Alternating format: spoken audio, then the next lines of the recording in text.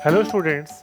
मेरा आज का वीडियो उन स्टूडेंट्स के लिए है जो कि क्लास 11th में हैं और बहुत जल्द क्लास 12th में जाने वाले हैं और जिनका क्लास 11th में केमिस्ट्री वीक हो गया है। तो ध्यान रखिए, अगर आपका क्लास 11th में केमिस्ट्री वीक हो गया है तो बहुत घबराने की ज़रूरत नहीं है। जेईई मेंस में majority of the questions class 12 से ही आता है और क्लास 12 के बहुत सारे टॉपिक्स क्लास 11 से रिलेटेड है। तो अगर आप क्लास 12 अपना अच्छे से कर लोगे तो क्लास 11th के भी वो टॉपिक्स कवर अप हो जाएगा। तो हम देखते हैं कुछ इंपॉर्टेंट चैप्टर्स क्लास 11th के जो कि आपको करना जरूरी है ताकि क्लास 12th आपका काफ़ी कंफर्टेबल जाए, क्योंकि अगर वो टॉपिक आपका क्लास 11th का वीक रह गया तो आपको क्लास 12th में भी केमिस्ट्री में काफ़ी दिक्कत होगा। तो देखिए, पहला चैप्टर है जो कि आपको करना ही है, मतलब इन चैप्टर्स जरूर कर लीजिए। अगर आपका केमिस्ट्री वीक भी रह गया है 11th के एंड में तो भी आप ये चैप्टर जरूर अच्छे से कर लीजिए, क्योंकि ये आपका 12th बहुत अच्छे से केमिस्ट्री सेक्शन में हो जाएगा। आपका 12th में ये चैप्टर्स कर लोगे आप तो 12th का केमिस्ट्री आपको आसान लगेगा। पहला है some basic concepts of chemistry. ध्यान रखिएगा, फिजिकल केमिस्ट्री में मोल कॉन्सेप्ट के बिना आप कोई भी क्वेश्चन सॉल्व नहीं कर सकते। मोल कॉन्सेप्ट सबसे इंपॉर्टेंट है। तो प्लीज आप सम बेसिक जो एनसीईआरटी का चैप्टर 1 है उसको अच्छे से सॉल्व कर लीजिएगा। मोल का अच्छा आइडिया रखिएगा, क्योंकि क्लास 12th के भी फिजिकल केमिस्ट्री में मोल का बहुत यूज है।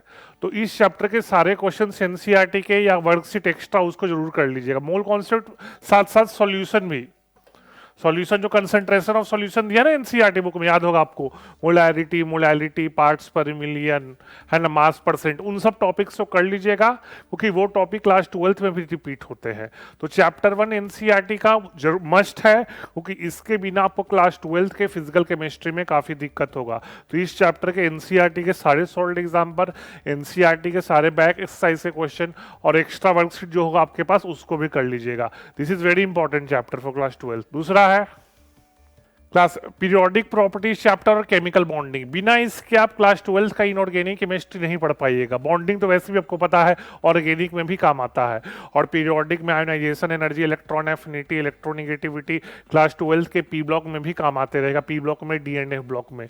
तो इन दो चैप्टर्स को बहुत अच्छे से पढ़िए, है ना। ये दो चैप्टर आपकी इनऑर्गेनिक केमिस्ट्री के बैकबोन है जो कि 12th में आपको बहुत मदद करेंगे। अगर आपका ये चैप्टर्स वीक हो गया तो आपका 12th का इनऑर्गेनिक भी वीक हो जाएगा। तो इनको एनसीईआरटी अच्छे से पढ़िए, एनसीईआरटी के सॉल्व एग्जांपल बैक साइज अच्छे से कीजिए इन दो चैप्टर्स का, और साथ में कुछ एक्स्ट्रा क्वेश्चन जो आपके पास होगा उसको भी प्रैक्टिस कर लीजिएगा, है ना। ये चैप्टर फिर से बता रहे हैं, पीरियोडिक और बॉन्डिंग इनऑर्गेनिक केमिस्ट्री का बैकबोन है। बिना इसके आप क्लास 12th का इनऑर्गेनिक केमिस्ट्री नहीं पढ़ पाइएगा, और जेईई मेंस, नीट, इनमें भी इनका वेटेज बहुत ज़्यादा होता है।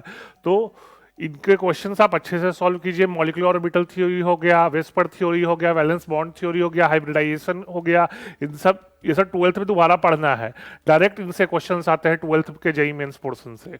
तो इन चैप्टर्स को अच्छे से देख लीजिएगा, वर्ड बाय वर्ड पढ़ना है एनसीईआरटी से इन चैप्टर्स का, और जो भी क्वेश्चन एनसीईआरटी में उसको कर लीजिएगा, और आपके पास को जो वर्कशीट है उसको भी सॉल्व कर लीजिएगा। तीसरा है स्टेट्स ऑफ मैटर।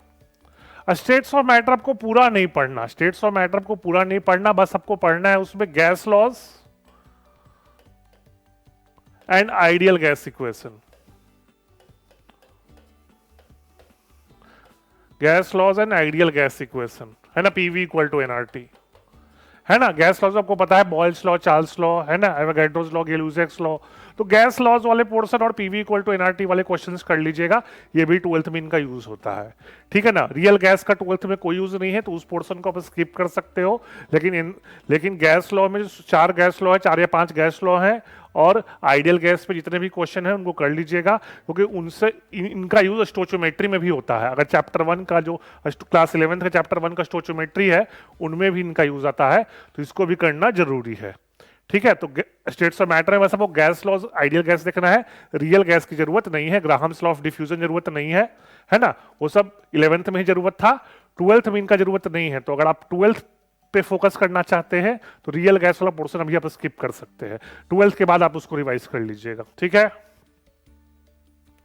फिर थर्मोडायनेमिक्स एंड इक्विलिब्रियम। तो थर्मोडायनेमिक्स इक्विलिब्रियम तो आपको पता है क्लास 11th के फिजिकल केमिस्ट्री का सबसे डिफिकल्ट चैप्टर है।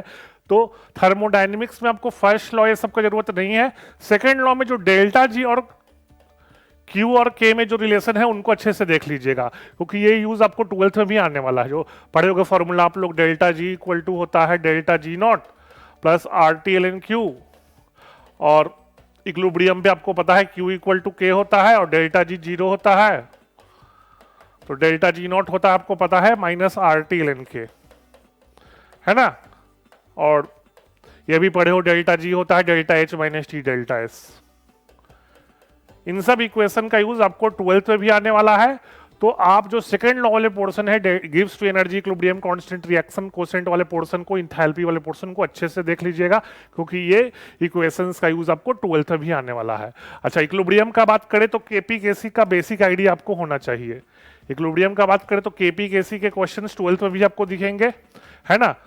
वो इलेक्ट्रोकेमिस्ट्री में यूज होता है, केमिकल काइनेटिक्स में यूज होता है, तो केपी केसी का बेसिक आइडिया आपको 12th के लिए होना चाहिए। तो 11th के जो एनसीईआरटी बुक में इक्विलिब्रियम है उनके सारे सॉल्व एग्जांपल्स कर लेना। इक्विलिब्रियम चैप्टर के सारे सॉल्व एग्जांपल्स जरूर कर लेना।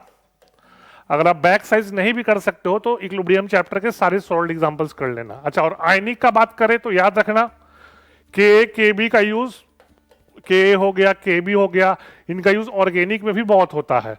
तो इक्विलिब्रियम के भी सारे सॉल्व एग्जांपल्स आप जरूर कर लेना जो एनसीईआरटी बुक में है, क्योंकि वो आपको ऑर्गेनिक में भी काम आएंगे और 12th के फिजिकल में भी काम आएंगे। के भी आपको फिजिकल ऑर्गेनिक दोनों में काम आता है। तो इक्विलिब्रियम चैप्टर में केमिकल और आयनिक दो पोर्शन है, दोनों का जो सॉल्व एग्जांपल है उसको आप जरूर कर लीजिएगा। बेसिक फॉर्मूला आपको पता होना चाहिए। जब बफर का फॉर्मूला पढ़े हो, पीएच इक्वल टू होता है पी के plus log salt upon weak acid या वीक बेस, है ना। अगर बेसिक बफर रहा तो पीओएच हो जाएगा, pOH equal to pK b plus log salt upon weak base, और एसिडिक बफर रहा तो pH equal to pK plus log salt upon weak acid. तो बफर का बेसिक फॉर्मूला याद रखिएगा, क्योंकि उससे क्वेश्चन 12th में फिजिकल में मिक्स करते हैं। 12th के टॉपिक को 11th के टॉपिक से मिक्स करके क्वेश्चन आते हैं। तो बेसिक आप बहुत डिफिकल्ट क्वेश्चन मत कीजिए इन्हीं का, लेकिन फॉर्मूला आपको पता होना चाहिए। Formula based simple simple question practice कर लीजिएगा, क्योंकि वो 12th में भी काम आएगा। तो थर्मो का हम फिर से रिपीट कर रहे हैं। सेकेंड लॉ वाला पोर्शन गिव्स to energy reaction quotient enthalpy entropy वाला पोर्शन देख लीजिएगा, उस पर थोड़ा क्वेश्चंस प्रैक्टिस कर लीजिएगा। और इक्विलिब्रियम में केपी केसी और K B weak acid weak base का pH pOH, strong acid strong base का पीएच पीओएच, ये सब कैलकुलेट करना सीख लीजिएगा, क्योंकि 12th में भी इनका इनडायरेक्ट यूज है ना। और के बी तो ऑर्गेनिक में भी बहुत यूज आने वाले हैं, तो ऑर्गेनिक पॉइंट ऑफ व्यू से भी इंपॉर्टेंट है। तो सॉल्ड एग्जांपल, हम इक्विलिब्रियम का बोलेंगे सॉल्ड एग्जांपल। अब बैक साइज मत कीजिए लेकिन सॉल्ड एग्जांपल अच्छे से कर लीजिएगा और फॉर्मूलाज अच्छे से याद कर लीजिएगा। इक्विलिब्रियम चैप्टर के सारे फॉर्मूलाज याद होने चाहिए, क्योंकि 12th में उनका यूज होता है ना। अब इक्विलिब्रियम चैप्टर का एनसीईआरटी का बैक साइज मत सॉल्व करो, लेकिन सॉल्ड एग्जांपल जरूर कर लेना, क्योंकि वो 12th में आपके लिए हेल्पफुल रहेंगे। रिडॉक्स में आपको ऑक्सीडेशन स्टेट निकालने आना चाहिए, क्योंकि फिजिकल केमिस्ट्री में काम आएगा। बैलेंसिंग आना चाहिए रिडॉक्स रिएक्शन का। 12th में एक चैप्टर है इलेक्ट्रोकेमिस्ट्री, उसमें बैलेंसिंग काम आता है ना। तो बैलेंसिंग आपको अच्छे से आना चाहिए रिडॉक्स रिएक्शन का। और टाइट्रेशन आना चाहिए आपको, रिडॉक्स टाइट्रेशन, क्योंकि रिडॉक्स टाइट्रेशन आपको इलेक्ट्रोकेमिस्ट्री में भी काम आएगा। और डी एंड एक चैप्टर है D and F block class 12th में, उसमें भी काम आएगा डी एंड एफ ब्लॉक। तो रिडॉक्स चैप्टर भी काफी इंपॉर्टेंट है class 12th point of view से। आपको ऑक्सीडेशन स्टेट कैलकुलेट करने आना चाहिए, बैलेंसिंग करने आना चाहिए, टाइट्रेशन आने चाहिए, N1V1 इक्वल टू N2V2, क्योंकि इनके क्वेश्चन क्लास 12th में भी यूज होते हैं, है ना। डी एंड एफ ब्लॉक में, पी ब्लॉक में, इलेक्ट्रोकेमिस्ट्री में, है ना। सॉल्यूशन में भी कई बार आ जाते हैं। तो ये चैप्टर भी इंपॉर्टेंट है क्लास 12th के लिए, तो इसको भी अच्छे से प्रैक्टिस कर लीजिएगा, ठीक है। नेक्स्ट है ऑर्गेनिक केमिस्ट्री। तो आपको पूरा पढ़ना है, क्योंकि ऑर्गेनिक 12th में आपका जो एनसीईआरटी में दो बुक है, बुक 1 बुक 2, बुक 2 पूरा ऑर्गेनिक है। तो ऑर्गेनिक में तो अगर एनसीईआरटी से बोले तो लास्ट के जो टॉपिक है क्रिस्टलाइजेशन, सब्लिमेशन, इनको तो आप छोड़ दीजिए। जेल्डाल मेथड, ड्यूमास मेथड, है ना, कैरियस मेथड, इनको आप छोड़ सकते हो। लेकिन आईयूपीएससी नोमेनक्लेचर, आईयूपीएससी नोमेनक्लेचर, है ना, बॉन्ड फ्यूजन हो गया, free radical, carbocation, carbanion, inductive types of organic effect में रेजोनेंस हो गया, हाइपर कॉन्जुगेशन हो गया, इंडक्टिव हो गया, ये सारा यूज आपको 12th में आएगा और हर जगह यूज आएगा। तो आपको ऑर्गेनिक तो बहुत अच्छे से पढ़ना है, क्योंकि 12th का जो मेन आपको जो बुक 2 पूरा ऑर्गेनिक है। तो अगर आपका 11th का ऑर्गेनिक वीक रह गया तो 12th में आपको बहुत दिक्कत आने वाला है। तो inductive effect, hyperconjugation, resonance, electromeric effect, bond fusion, carbocation, carbanion, free radical, इनको अच्छे से देख लीजिएगा, अच्छे से इस पे क्वेश्चन प्रैक्टिस कर लीजिएगा, ठीक है ना, क्योंकि बिना ऑर्गेनिक के आपको क्लास 12th में दिक्कत होने वाला है, बहुत ज्यादा दिक्कत होने वाला है। अच्छा, दूसरा ऑर्गेनिक का चैप्टर है हाइड्रोकार्बन। हाइड्रोकार्बन का हम बता रहे हैं, अल्कीन अल्काइन का सारा रिएक्शन आपको 12th में रिपीट होने वाला है। अल्कीन जो पढ़े हो गया, अल्कीन का एडिशन वाटर के साथ रिएक्शन हो गया, ओजोनलिसिस हो गया, है ना, अल्कीन का आपको एलिमिनेशन, अल्कीन में जो आप प्रिपरेशन ऑफ अल्कीन हो गया, dehydro halogenation, dehydration of alcohol, ये सारे का सारा रिएक्शन आपको 12th में आने वाला है। तो अगर आप यहाँ पे अच्छे से प्रैक्टिस कर लीजिएगा तो 12th का ऑर्गेनिक आपको आसान लगेगा। तो सारे रिएक्शंस, अल्कीन, अल्काइन और बेंजीन, इनके सारे प्रिपरेशन और सारे केमिकल रिएक्शंस को आप अच्छे से प्रैक्टिस कर लिएगा। अल्केन पोर्शन आप स्किप कर सकते हैं, लेकिन अल्केन में भी आपको फ्री रेडिकल सब्स्टिट्यूशन आना चाहिए। अल्केन के केमिकल प्रॉपर्टीज में जो अल्केन भी देख लीजिएगा, है ना, अल्केन भी इंपॉर्टेंट ही है। अल्केन का chemical properties, preparation chemical properties देख लीजिएगा, क्योंकि वही कार्बोक्सिलिक एसिड में डिकार्बोक्सिलेशन ये सब में आते रहता है। तो अल्केन मतलब पूरा हाइड्रोकार्बन में अल्केन, अल्कीन, अल्काइन, बेंजीन, इनका प्रिपरेशन और केमिकल प्रॉपर्टीज, इसको आप अच्छे से देखिएगा, क्योंकि majority of the reactions 12th में दोबारा रिपीट होंगे। तो जिनका 11th में ये रिएक्शंस अच्छे से हो जाता है, उनको 12th में काफी कंफर्टेबल फील करते हैं, है ना। तो ऑर्गेनिक तो बहुत अच्छे से देखना है, क्योंकि 12th में एनसीईआरटी का पार्ट 2 पूरा ऑर्गेनिक है और सारा का सारा 11th से रिलेटेड है।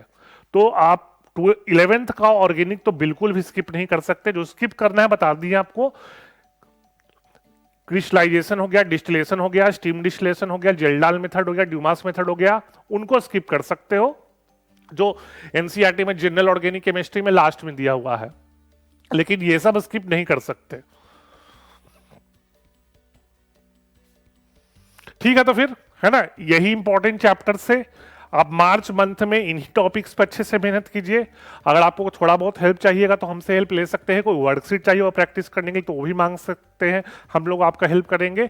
लेकिन क्लास 12th में आप 11th के इन चैप्टर्स को बहुत अच्छे से पढ़िए, क्योंकि जो मिस्टेक आपने क्लास 11th में किया है वो क्लास 12th में नहीं करना चाहते। और जेईई मेंस में क्लास 12 से 60% क्वेश्चन आता है। अगर जेईई मेंस का बात करें तो 60% क्वेश्चन क्लास 12 से आता है, 40% क्लास 11 से आता है। और क्लास 12 अच्छे से कर लोगे तो 11th का भी बहुत सारे टॉपिक कवर अप हो जाते हैं। तो आपने जो मिस्टेक 11th में किया है उसको 12th में रिपीट नहीं करना है। All the best for your class 12th।